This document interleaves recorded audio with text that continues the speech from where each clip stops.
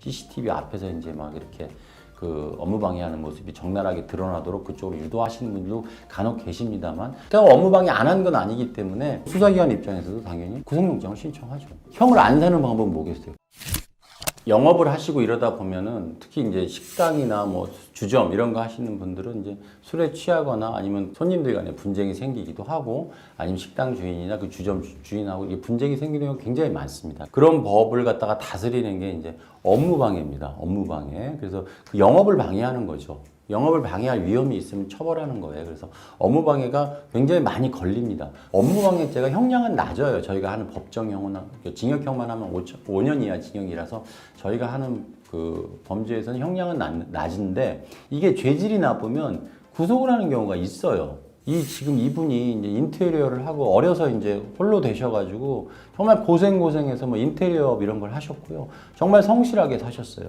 그래서 자기 집도 서울에 집도 장만하셨던 분이에요. 근데 이제 집 근처에서 이제 막걸리 드시고 이제 집으로 가시고 이랬는데, 단골집이에요. 거기서 이제 식사도 하시고 이러시는데, 거기서 무슨 문제가 생기면 가서 뭐 일도 도와주시고 그러셨어요. 근데 이분이 약주만 드시면 조금 난폭해지세요. 난폭한 게 이제 사실 뭐 그 가게 주인 입장에서는 친하니까 적당히 난폭한 건 괜찮은데, 이게 술이 드시면 그 가게에서 이제 막 욕을 좀 많이 심하게 큰 소리로 하고 그래서 다른 손님한테 지장을 주는 거예요. 근데 다 한 번, 두 번 참고 넘어갔어요. 근데 어떤 날 너무 심하니까 이제 경찰에 이제 신고를 했단 말이죠. 벌금이 나왔죠. 왜냐면 경찰이 출동해 보니까 이제 술 먹고 막 소리 지르고 있으니까 영업이 방해되잖아요. 영업이 방해되니까 현행범 입건을 해가지고 맨 처음이니까 이제 벌금이 나왔어요. 그리고 또 잘 지내세요. 잘 지내다가 식사만 하고 가시면 아무 문제 없는데, 이제 일이 고단하시고 그러면 막걸리도 한잔 하시고, 그리고 또 어떤 날은 수중에 돈이 없으면 또 이제 외상으로 드시기도 하고 한단 말이에요. 근데 그날도 외상으로 이제 또 술을 드시려고 하니까 외상값 갚기 전에 못 주겠다 이렇게 하신 거예요. 그러니까 행패를 부리신 거예요.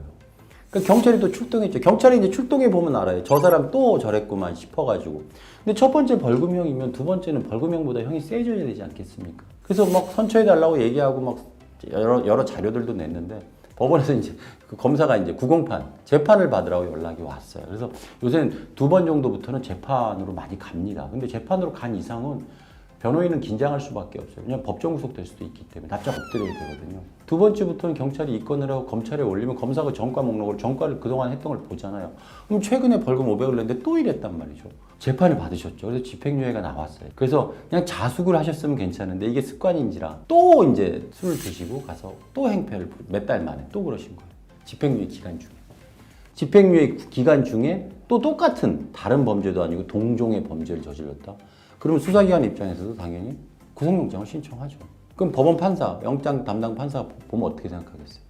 이게 법을 너무 경시하는 거 아닌가 이렇게 생각한단 말이에요. 그럼 이분이 지금 살아날 수 있는 방법은 뭐겠습니까? 만약에 징역형을 받으면 전에 집행유예 형까지 살아야 되잖아요. 형을 안 사는 방법은 뭐겠어요? 벌금 받으면 되거든요. 벌금.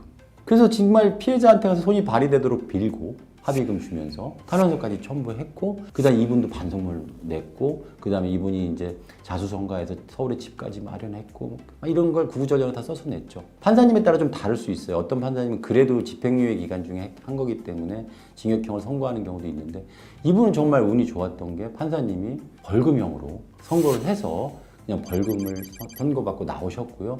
실제로 그 다음에 선고받고 나오셔서 저한테 연락을 하셔가지고 너무 감사하다 이렇게 했던 기억이 납니다. 그 후에 이제 또 똑같은 범행을 저질렀는지 모르는데, 어쨌거나 그 태어나서 처음으로 이제 구치소 생활을 경험하셨기 때문에 다시는 그런 경험을 하지 않고 싶다고 하셨고, 저도 이제 술 드시는 걸 조심하셔라. 아예 술을 끊으라고 말씀드렸는데 술이라는 게 끊기는 어렵고, 하여튼 지금 어떻게 지내시는지 모르겠지만 이 집행유예 기간 중에 범행을 저지르면 매우 위험하고요. 변호인 입장에서도 벌금형이나 무죄가 아니면 그 실형을 살게 되면 전해형까지 살아야 되기 때문에 아주 위험했던 그런 사안이었고요. 또 가게 업주 입장에서는 사실은 그래서 CCTV가 좀 있어야 돼요.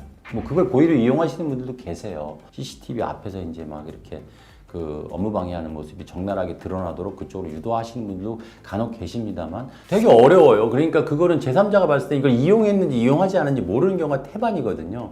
근데 CCTV를 보면 분명히 행패를 부리는 게 나오기 때문에 그게 적나라하게 찍히도록 그 CCTV 앞에 가서 이렇게 할 수도 있는 노릇이고요. 그냥 업무 방해 안 한 건 아니기 때문에 아시겠죠? 무슨 말인지. 각별히 조심하셔야 되고 가게 업주 입장에서는 당연히 CCTV를 그래서 설치하셔야 됩니다. 이때 지금 이 식당 주인도 거의 1,000만 원 가까이 배상을 받으셨어요. 그래가지고 이제 합의서를 써주고 탄원서를 써줬거든요. 아시겠죠? 무슨 말인지. 이 가해자 입장은 절대로 안 해야겠지만 그런 상황이 발생한다면 빨리 합의를 빨리 볼 수 있도록 이렇게 조치를 취하시는 게 좋습니다. 예.